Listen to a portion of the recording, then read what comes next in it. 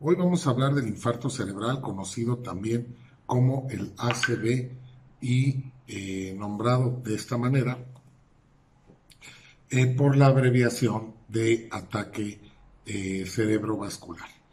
Este ACV, ataque cerebrovascular, puede tener algunos síntomas, ¿no? Puede haber baja movilidad o disminución de la movilidad eh, muscular de un lado del cuerpo, también puede presentarse dificultad para el habla y también puede haber caída o endurecimiento de un lado de la cara. Evidentemente, donde esté el infarto va a afectar el lado contrario del cuerpo. Si el infarto se da del lado derecho del cerebro, va a afectar el lado izquierdo del cuerpo y viceversa, porque sabemos que los hemisferios del cerebro manejan de manera cruzada los órganos del cuerpo. ¿Qué emoción pudiera llevar a una persona a tener un infarto cerebral? Primero, a comprender que el infarto, siempre cuando hay un tema de arterias, hay un tema de territorio. Y hay un tema de desvalorización, porque bien, estamos hablando de temas de desvalorización y probablemente de ataque en el territorio. Las personas que tienen infartos normalmente suelen ser muy territoriales eh, y no les gusta de alguna manera que se metan con ellos y sufren mucho cuando ellos están en una pérdida de territorio. Definiendo claramente territorio, territorio es todo aquello que amamos, que queremos, que es importante para nosotros, puede ser la familia, los hijos, la pareja, el trabajo, o bien inclusive nuestra propia integridad o nuestra propia salud inclusive. Hay muchas personas que estando enfermas posteriormente de un diagnóstico pueden presentar un infarto cerebral. Basado en cómo tú vivas los conflictos, es a los órganos que tú vas a bajar ese conflicto. Comprendiendo que no es lo mismo un infarto al corazón que un infarto en el cerebro. Aunque las dos de alguna manera tienen que ver con nuestro territorio, invasión a nuestro territorio, ataque a nuestro territorio, los dos tendrían tintes distintos. Por ejemplo, en el corazón podríamos hablar más de casa, lo vivo más un ataque hacia mí, hacia mi casa, hacia mis pertenencias, hacia lo que yo hago. Al menos intento verlo de esa manera para tratar de ver qué tintes o coloridos hay entre la diferencia entre uno y otro. Y en el infarto cerebral o cerebrovascular podríamos encontrar un conflicto más intelectual. Es como si eh, vivo un ataque en mi territorio, pero lo vivo de manera intelectualoide. Y esto quiere decir que inmediatamente empiezo a pensar de qué manera puedo responder hacia ese ataque en el territorio. Y lo vivo más intelectual porque empiezo a tratar de buscar inmediatamente una solución para ese ataque. Evidentemente, al igual que el corazón, estoy frente a una pérdida de territorio. Algo me han quitado o tengo miedo a que me quiten algo. En las dos, en el corazón o en la cabeza. Estoy hablando de los más comunes, ¿no? También puede haberlos en otras partes del cuerpo. Estoy hablando de los más comunes. Pero en el caso del cerebro, lo vives de otra manera. Lo vives en el aspecto de cómo voy a solucionar esto ahora. Y normalmente las personas que sufren de derrames cerebrales son muy intelectuales y no dejan, por ningún motivo, no dejan de pensar. Todo el tiempo están pensando y dándole vueltas y vueltas y vueltas. Me declaro, de hecho, con ese programa un poco, pero a la vez que comparto, tengo que también empezar yo a ser consciente que puedo yo tener un programa de ese tipo. Soy de las personas que cuando pasa algo, hasta en la noche estoy pensando y dándole vueltas de qué manera lo puedo solucionar, etcétera. Entonces somos muy territoriales, pero lo vivimos de manera intelectual. Es como la combinación de esos dos conflictos. Bien, espero que con esto pueda explicarlo. te comento, yo tengo gente cercana que ha tenido infartos cerebrales. Por ejemplo, una estaba perdiendo territorio, muy preocupada por un familiar de él, y posteriormente le vino el infarto cerebral. Y otra que fue ya después de un diagnóstico de cáncer, cuando lo recibió tuvo neumonía, que evidentemente empezó a tener miedo a morir, pero también empezó a ver de qué manera lo solucionaba. Y de hecho el infarto está considerado como una epicrisis, que es un pequeño retorno hacia una fase de estrés que ya se había vivido anteriormente. Esto nos habla de que un pequeño impacto o una pequeña situación que nos recuerde a algo que ya vivimos que tenga que ver con pérdida de territorio puede activar esta memoria, y es ahí en la fase de reparación donde se va a provocar este infarto o derrame cerebral.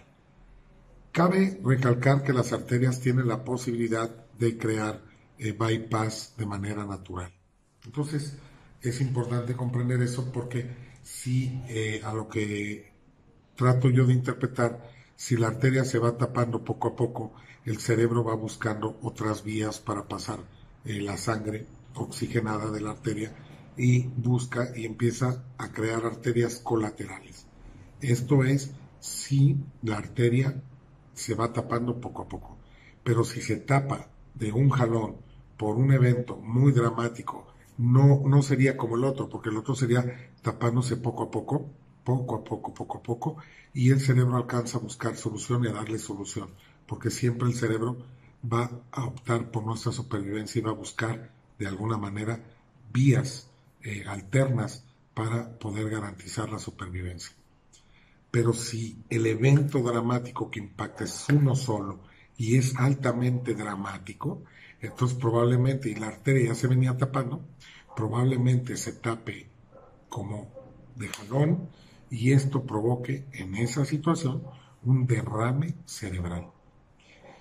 Y entonces sería vivido con más intensidad. El otro son pequeños momentos donde pierdo mi territorio, estoy piense y piense todo el tiempo, y la arteria va a generar estas arterias colaterales y va a pasar la sangre con esfuerzo. Puede haber que empiece a sentir sueño la persona, que a veces le cueste trabajo hablar, pero sin duda alguna, a lo mejor hay arterias colaterales que están pasando pequeñas cantidades de sangre y que por eso el cerebro pueda seguir funcionando.